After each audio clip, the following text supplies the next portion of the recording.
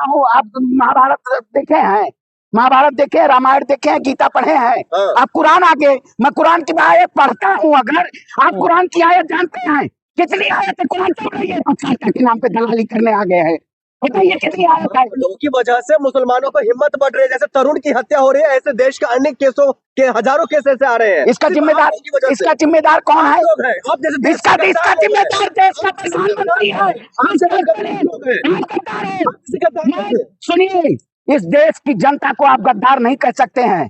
ये देश की जनता है, ये देश सभी का है, और इस देश के मिट्टी में सभी का खून कामिल है। मैं कहता हूँ, मैं हनुमान चालीसा भी पढ़ता हूँ, गीता भी पढ़ता हूँ, कुरान की आयत और सूरा भी पढ़ता हूँ, क्योंकि मैं चोरी पूरी तरीके से खड़ा मैं हितैषी किसी का नहीं, मैं न्याय का हितैषी हूँ। हमारे नेता राहुल गांधी ने कहा है न्याय के साथ रहिए। मैं किसी समाज के साथ नहीं खड़ा होता हूँ, मैं सर्वधर्म समभाव की बात करता हूँ। मैं न्याय के एकता अखंडता जो हमारे सनातन में कहा गया है, सबके संप्रभुता की बात की गई है, सबके पोषण की बात की गई है, हम उस पर विश्वास रखते हैं। न्याय की बात रेखा गुप्ता जी कर रही है, दिल्ली की मुख्यमंत्री।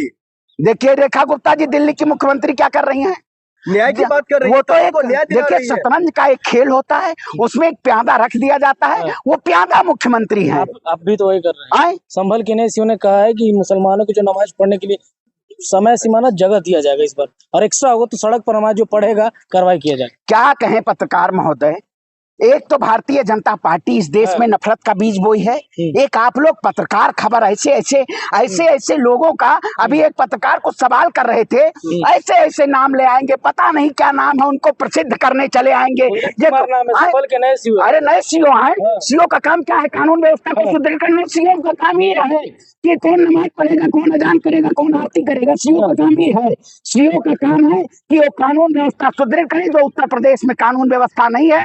दो तरीके से, दो नजरों से कानून देखा जाता है। मैं उत्तर प्रदेश की पावन धरा अयोध्या से आता हूँ। अयोध्या की राम रसोई बंद हो गई, गैस सिलेंडर खत्म हो गया, आपका सवाल नहीं आया, आप सवाल नहीं पूछे उस पे, आप अजान पे आ गए क्योंकि आपको मजा आता है, आपको मिर्ची चाहिए। आप महाभारत देखे हैं, महाभारत देखे हैं, रामायण देखे हैं, गीता पढ़े हैं। आप कुरान आगे, मैं कुरान की आयत पढ़ता हूँ। अगर आप कुरान की आयत जानते हैं, कितनी आयत है कुरान चल रही है, के नाम पे दलाली करने आ गए हैं। बताइए कितनी आयत है। लोगों की वजह से मुसलमानों को हिम्मत बढ़ रही है, जैसे तरुण की हत्या हो रही है, ऐसे देश के अन्य केसों के हजारों केस ऐसे आ रहे हैं। इसका जिम्मेदार कौन है? आप जैसे इसका जिम्मेदार देश का प्रधानमंत्री है।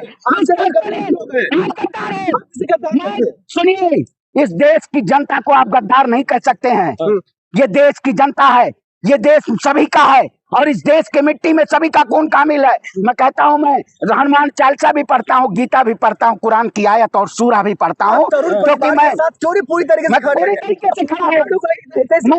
मैं हितैषी किसी का नहीं, मैं न्याय का हितैषी हूँ। हमारे नेता राहुल गांधी ने कहा है न्याय के साथ रहिए। मैं किसी समाज के साथ नहीं खड़ा होता हूँ, मैं सर्वधर्म समभाव की बात करता हूँ। मैं न्याय के एकता अखंडता जो हमारे सनातन में कहा गया है, सबके संप्रभुता की बात की गई है, सबके पोषण की बात की गई है, हम उस पर विश्वास रखते हैं। न्याय की बात रेखा गुप्ता जी कर रही है, दिल्ली की मुख्यमंत्री। देखिए, रेखा गुप्ता जी दिल्ली की मुख्यमंत्री क्या कर रही हैं?